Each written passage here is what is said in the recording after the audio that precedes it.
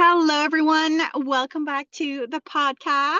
Hello, Paula. Hi, we're in your car. We're in my car. It is a new thing for us. It's Car Chronicles. We're in my car a lot, and it's fine. Yeah, it's fine. It's fine. This is us making this business work when we have a lot going on, Yeah. but staying committed to what we set out to do. Yeah. And I think it's working for us, to be honest. It's Like, working for us. We're like liking it. We're Yeah. feeling in alignment, and it's all that matters. It's really Exactly. all that matters.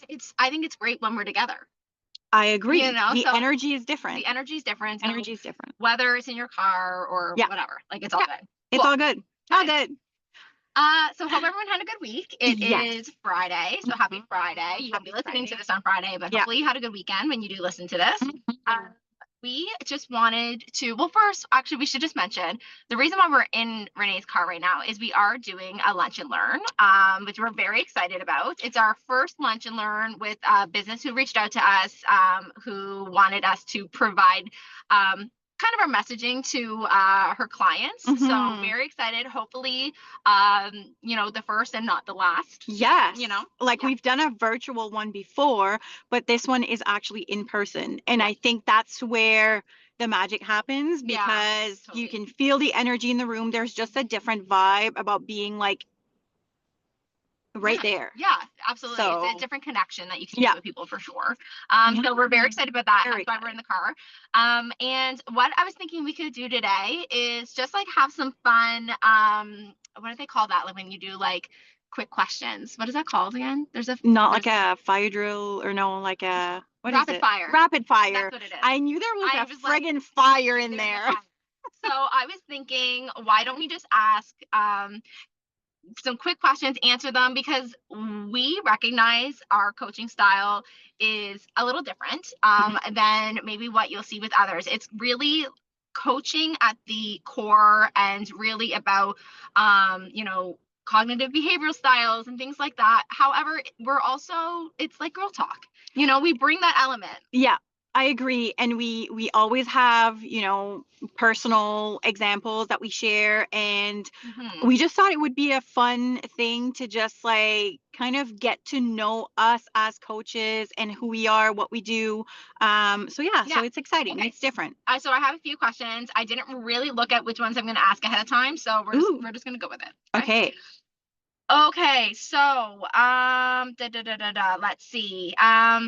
Okay, we can do a quick recap. How did we meet and what made us realize we're a good team? That's cute. Okay, so funny story. Paula was on the HR team when I started my job, and she basically hired me. She was the one that called me and said, "We're offering you the job, blah, blah, blah." And so that's how I initially met her. And then a few years later, probably almost like 3-4 years later, I was leaving on mat leave and I needed someone to fill in my role. And guess who filled it? Me. Paula.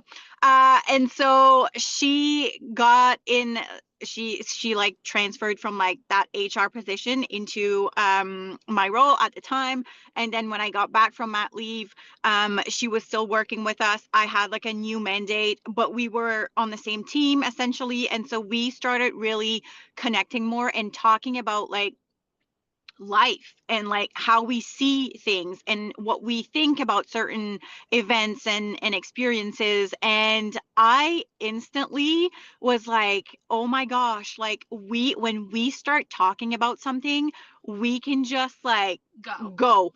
And like we got like so passionate about things, and I was like, she would be such a great fit. Like, it's funny because I knew that something was coming for this business, but I didn't know it was to bring someone in with me.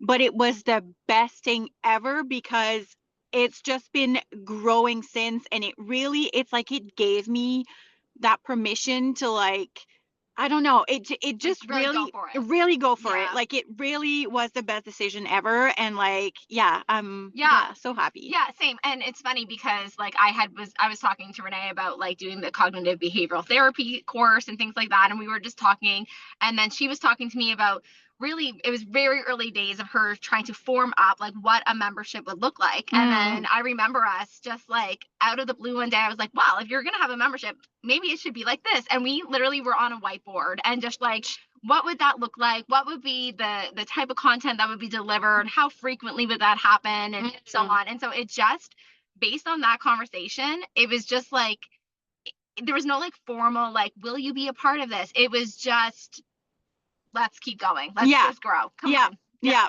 And it's been so good. It's been so good. amazing. It's going to be a year already soon, which is wild to me. I know. Yeah. Once we get through this winter, it'll be a year. Yeah. So it's coming up. It's coming up. Okay. So, let's just see. If someone came to us saying, I feel stuck, what's the first thing we'd ask them? I know what you would say. You do? Yeah. Because you do it to me. Okay. I would say, yeah. Mm-hmm. Yeah, I do that to her. Funny, because I do it to myself. Mm-hmm. I would say, what's been your, like, tell me more about your life in the last week or so. Mm-hmm. Or how long have you been feeling this way? And then tell me more what you've been doing in your everyday life since you started noticing that you're feeling this way. How was your, the time that you've been giving yourself to like just spend some time with yourself? Have you been outside in nature? What have you been consuming in terms of like podcasts, Netflix, whatever? Like who was sitting with you most days? Like, have you been going out a lot? Have you been drinking a lot lately? Eating like crap? Like, you would do the inventory. It's the inventory of your life. Yes. Let's start with that. Yeah. And so where I would go, where I naturally inclined to go, and I love that you bring that up because I don't do that well for myself. So it's getting more ingrained with me to do that inventory. But what I would ask is like, what does stuck mean? What does that mean to you? What do, and That's a good point. What are your expectations that is pulling you, that you're feeling like you're stuck in something, but you have a different, I guess, like perspective of where you should be? Like, what does that really look like? And like, let's really dive in. And oftentimes, like really talking about what stuck means, it starts to shake things up a little bit. It starts to move things to say, okay, what do I mean by that? Like, I'm really thinking about that as opposed to just holding the feeling. So, which I love. I feel like we bring those two different perspectives. Yeah, it's true. Yeah. Cool. Good ones. Okay. Girl talk energy. Ooh. Okay. Okay. I like this. Okay. There's a few here that are like funny. What's a phrase or a saying we totally overuse? What the fuck? Oh, what the fuck is a good one? We say that a lot. Yeah. What the fuck? And we say that a lot. I know. I feel like our members could probably give us a list because I do think we say certain things over and over. Probably. Like in Momentum, we say that a lot. Yeah. Yeah, we say self-awareness. Quite a bit. Yeah. Who do you want to be? Who do you want to be? We often, so we say this a lot because every time we go live on Facebook, if we're not like sitting together, it like zooms in on our faces. And our members get to see that every time, and we always say something about it around like technology and like just how we suck at this, but like we're still doing it. Yeah. Okay, I don't know if you'll know this phrase. Sometimes I'm not sure if you'll know it or not, like because it's a very English kind of phrase. Yeah. You will. What's one hill you will absolutely die on? Do you know what that means? Yeah, I think so. Like, what's something that you're so stuck in that it's like, this is what it is, and that's your opinion on it. It's an opinion, right? Yeah, but it's like, this is, and it can be light, it could be serious, like whatever. Right. What's a hill that you would die on? Do you want me to go first? Yes. Okay. Two things I can think of, which are one silly, one more real. The Christmas season can start on November 1st. That's a hill I'll die on. And I say that with all due respect to veterans. I've had this conversation with veterans. I actually have veterans in my life that I've talked to about this, who November 11th is still for Remembrance Day. It's for the veterans, 100%. We do our moment of silence. We watch the things on the news, like the different ceremonies, things like that. but you can do that with your Christmas tree up. That's my opinion. I feel okay with saying that because I have talked to veterans who are like, absolutely, and who do actually, some of them that I know do the same thing. So I feel very liberated in saying that.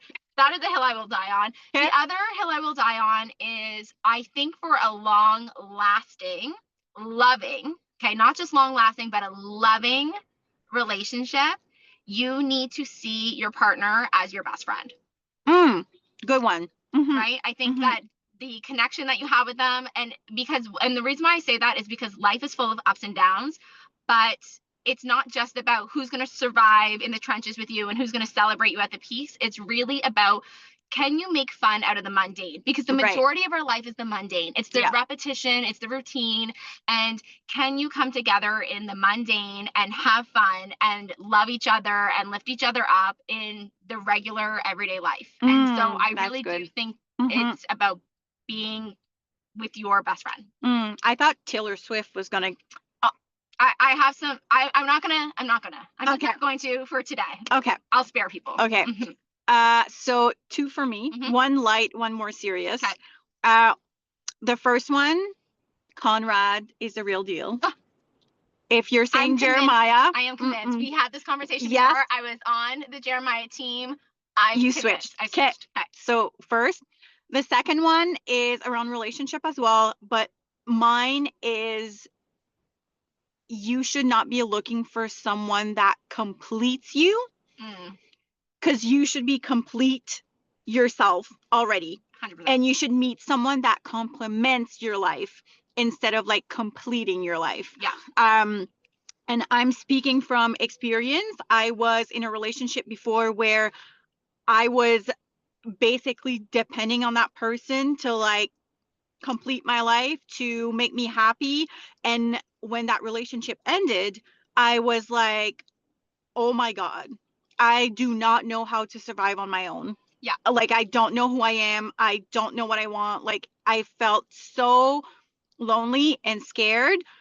Now I know that, like, when you meet someone, you should be so happy with yourself first and foremost, so that when you meet that right person, you're going to recognize them, and second, it's just going to make your life even better, like the cherry on top. So I'm going to add to that really quickly, because you did mention Taylor Swift, but it's for a good reason. She was doing an interview and I was like, this is so good. And I want to like tell my girls this when they start to date.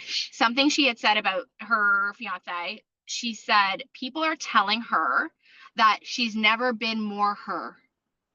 And I was like, that is the best thing that you can say about when you're in a relationship. Like, are you the most you? And she was saying, like, you know, in different relationships and at different periods of our life, we're always us, but like you can be a dialed down version, right? Like the volume can be lower or higher depending on what the situation is. Yeah. But when you're with the right person, like, are you just so you at like the highest level? And I was like, that is, I really do think, outside of being with your best friend, that is such another good indicator of if you're with the right person. And I don't mean who you think you should be, like truly in your like heart of heart, in your gut and in your soul, like you are your most real, authentic self. Yeah.